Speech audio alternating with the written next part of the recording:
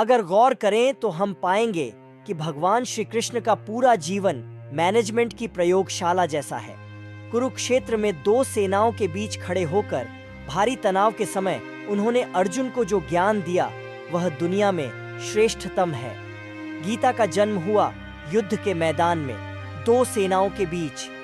जीवन की श्रेष्ठतम बातें भारी तनाव और दबाव में ही बाहर निकलती हैं। अगर आप दिमाग को शांत और मन को स्थिर रखने की कोशिश करें तो सबसे बुरी परिस्थितियों में भी अपने लिए कुछ बहुत बेहतरीन निकाल पाएंगे। यही सिखाते हैं कृष्ण। गीता पढ़ने से पहले अगर इसी बात को समझ लिया जाए तो गीता पढ़ना सफल हुआ मानो। श्री कृष्ण का जीवन ऐसी ही बातों से भरा पड़ा है। जरूरत है नजरिए की। उनका जीवन आपके लिए माइथोलॉजी का एक हिस्सा मात्र भी हो सकता है और आपका पूरा जीवन बदलकर रख देने वाला ज्ञान भी। यह हमें तय करना है कि हम उनके जीवन से लेना क्या चाहते हैं। श्री कृष्ण मात्र कथाओं में पढ़े या सुने जाने वाले पात्र नहीं, वह चरित्र और व्यवहार में उतारे जाने वाले देव हैं। गीता का ज्ञान एक सिर्फ मुर्दों को आराम है, जिंदगी संघर्ष का दूसरा नाम है। कभी अगर आपको जीवन की स्थितियों पर रोना आए तो एक बार श्री कृष्ण की जीवनी पर नजर जरूर डाल लें। रोना बंद कर देंगे आप। श्री कृष्ण ने एक जेल में जन्म लिया था और जन्म लेने के तुरंत बाद ही उन्हें रात में ही उफनती यमुना पार कर गोकुल ले जाया गया। तीसरे दिन ही राक्षसनी पूतना उन्हें मारने आ पहुंची और यहाँ से जो संघर्ष का सिलसिला शुरू हुआ वह देह त्यागने तक बना रहा। श्री कृष्ण का जीवन कहता है, आप कोई भी हो, संसार में आए हैं तो जब तक जीवन है आपको संघर्ष करना ही होगा।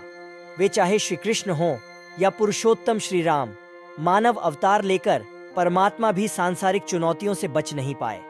लेकिन श्री कृष्ण ने कभी किसी बात की शिकायत नहीं की। हर परिस्थिति को जिया और जीता। श्री कृष्ण कहते हैं, परिस्थितियों से भागो मत, उसके सामने डटकर खड़े हो जाओ, क्योंकि कर्म करना ही मानव जीवन का पहला कर्तव्य है। हम कर्मों से ही मुश्किलों को जीत सकते हैं। शिक्षा वही जो अज्ञान घटाए, कौशल बढ़ाए। श्री कृष्ण ने अपनी शिक्षा मध्य प्रदेश के उज्जैन में सांदीपनि ऋषि के आश्रम में रहकर पूरी की थी। कहा जाता है कि 64 दिन में उन्होंने 64 कलाओं का ज्ञान हासिल कर लिया था। वैदिक ज्ञान के अलावा उन्होंने कलाएं सीखीं। शिक्षा ऐसी ही होनी चाहिए जो हमारे व्यक्तित्व का रचनात्मक विकास करे।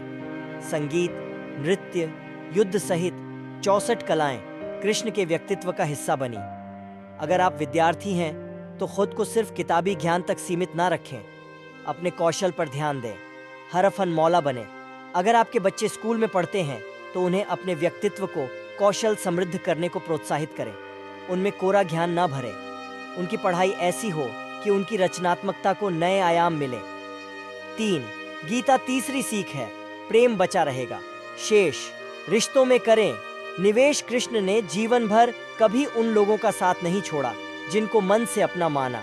अर्जुन हो, सुदामा या फिर उद्धव, श्री कृष्ण ने जिसे अपना मान लिया उसका साथ जीवन भर दिया। रिश्तों के लिए उन्होंने कई लड़ाइयां लड़ी और रिश्तों से ही कई लड़ाइयां जीती। उनके जीवन का सीधा संदेश है, सांसारिक इंसान की सबसे बड़ी धरोहर रिश्ते ही हैं। अगर किसी के पास रिश्तों की थाती नहीं तो वह इंसान संसार में अच्छा जीवन नहीं जी सकता। इसलिए रिश्तों को दिल से जिएं और उन्हें प्रेम से भरपूर बनाए रखें। गीता चौथी सीख कहती है, शांति की चाह बनेगी उन्नति की राह।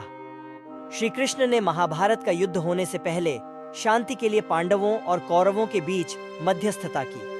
हालांकि दोनों ही पक्ष युद्ध लड़ने के लिए आतुर थे, लेकिन श्री कृष्ण ने हमेशा चाहा कि कैसे भी युद्ध टल जाए। सबक यही है कि झगड़ों से कभी समस्याओं का समाधान नहीं होता। शांति के मार्ग पर चलकर ही हम समाज का रचनात्मक विकास कर सकते हैं। श्री कृष्ण ने समाज के लिए और मन के लिए शांति को ही सर्वोपरि कहा। उन्होंने समझाया कि कोई भी परेशानी तब तक मिट नहीं सकती जब तक शांति ना हो। शांति से ही सुख मिल सकता है, वह चाहे वैयक्तिक हो या समाज की। शांति से ही उन्नति संभव है। 5. गीता पांचवी सीख, तात्कालिक आवेश में लोच, जरूरी है दूरगामी सोच। महाभारत की कहानी में जुए की घटना के बाद पांडवों को वनवास हो गया। तब श्री कृष्ण ने दूरदृष्टि दिखाते हुए अर्जुन को समझाया कि यह समय जाया करने के लिए नहीं बल्कि भविष्य के लिए तैयारी करने का है। उन्होंने सबको महादेव शिव, देवराज इंद्र और देवी दुर्गा की तपस्या करने के लिए कहा। श्री कृष्ण जानते थे कि दुर्योधन को कितना भी समझाया जाए, वह पांडवों को कभी उनका राज्य नहीं लौट आएगा। तब अपना हक पाने के लिए शक्ति और सामर्थ्य की जरूरत होगी। कर्ण के कुंडल कवच पांडवों की जीत में आड़े आएंगे, यह भी वे जानते थे। उन्होंने हर चीज पर बहुत दूरगामी सोच रखी। कोई भी फैसला तात्कालिक आवेश में नहीं लिया। हर चीज के लिए आने वाली पीढ़ियों तक का सोचा। यही सोच राष्ट्र और समाज का निर्माण करती है।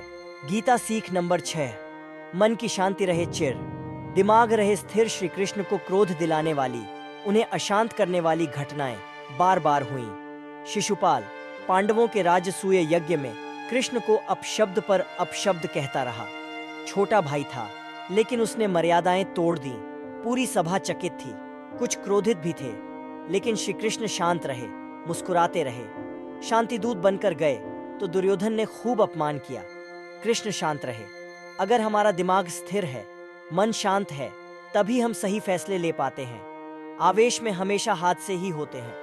विपरीत परिस्थितियों में भी कभी विचलित नहीं होने का गुण कृष्ण से बेहतर और कौन सिखा सकता है। इस उद्धरण में भगवान श्री कृष्ण हमें कर्म करने की प्रेरणा देते हैं और फल की आकांक्षा करने से बचाते हैं। यह हमें अपने कर्मों पर मन लगाने और परिणामों के साथ अटूट संबंध नहीं बनाने की सीख देता है। अगर आपको वीडियो अच्छी लगी हो तो कृपया लाइक करें, साझा करें और सब्सक्राइब करें।